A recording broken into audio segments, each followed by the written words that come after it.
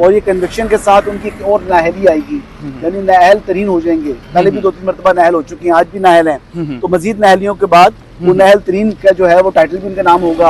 अडयाला का चांसलर का जो टाइटल है वो पहले अपने नाम कर चुके हैं और बेसिकली अनडिस्प्यूटेड जो है वो यहाँ के सबसे क्रिमिनल तरीन शख्स बन जाएंगे। देखिए लॉन्ग सेंटेंस बनती है इस केस में, केस के मेरिट्स को देखें तो इसमें मैक्सिमम पेनल्टी नैब ऑर्डिनेंस के तहत 14 साल है और मिनिमम इस केस के अंदर जो पेनल्टी बनती है, सजा बनती है वो 7 साल है। तो मेरा ख्याल है कि इसमें जज साहब जो है वो इन बिटवीन जाएंगे, यानी 10 years फॉर इमरान खान। और क्योंकि बुशरा बेगम खातून है तो खवातीन के लिए कोर्ट चाहे क्रिमिनली क्यों ना हो, उनके लिए सबसे ज्यादा लीनियंट व्यू होता है। तो वो लीनियंट व्यू लेते हुए जो सबसे कम सजा है 7 साल, वही बुशरा बेगम को मिलेगी। अच्छा, बुशरा बेगम के बारे में सुनने में आ रहा था थोड़ी देर पहले कि शायद वो बीमार हैं, शायद वो ना आ पाए, इस तरह की बातें हो रही थी। बुशरा बेगम रास्ते में है, इस टाइम रावलपिंडी में दाखिल हो चुकी है, वाया इस्लामाबाद आई है, वैसे पेशावर थी, पेशावर से वो पहुंची बुशरा बेगम इस्लामाबाद के एक्सप्रेस वे से अब आ रही हैं। तो इंशाल्लाह विद इन नेक्स्ट 20 मिनट से half an hour she will be in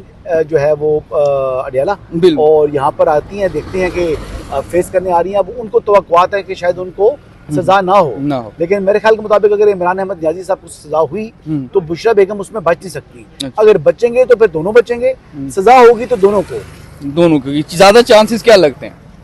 जी मेरे ख्याल है ज्यादा चांसेस इम्कानात इसी के रोशन है कि सजा होगी और दोनों को।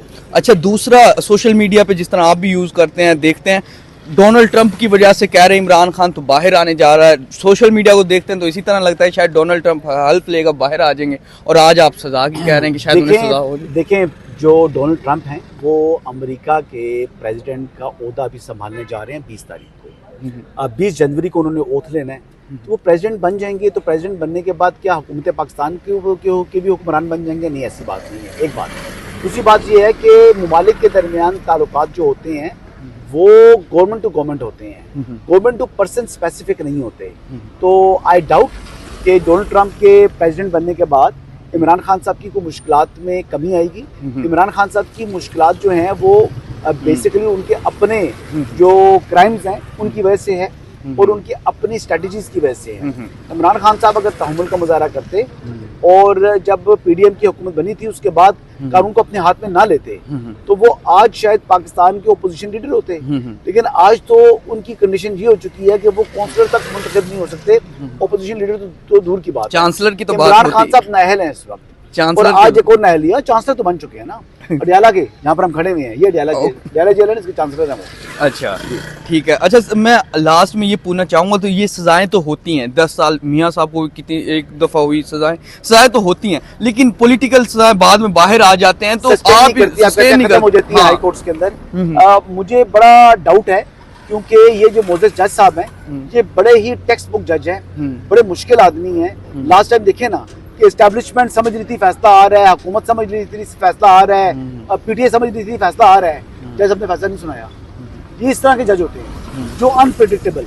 आज जज साहब जो हैं वो आज आए हैं, आज वो सुबह नहीं आए, अभी आपके सामने तकरीबन 10 बजे के बाद वो इंटर हुए हैं, तो 11:30 बजे फैसला सुनाना है उन्होंने। तो मेरे ख्याल से 11:30 बजे तक तो आप उम्मीद रखें कि जी वो फैसला सुनाएंगे और आइन और कानून के मुताबिक फैसला होगा। मैं तो ये बात करता हूँ कि अगर आज जज साहब इमरान खान साहब को बरी करते हैं तब भी मैं इस फैसले को अप्रिशिएट करूंगा, क्योंकि नोइंग दिस जज, ये जज बड़ा कानून के मुताबिक चलने वाला है और कानून से बाहर ये फैसला देगा नहीं, चाहे एस्टैब्लिशमेंट का है, चाहे हुकूमत का है और चाहे पीटीआई की सोशल मीडिया का है।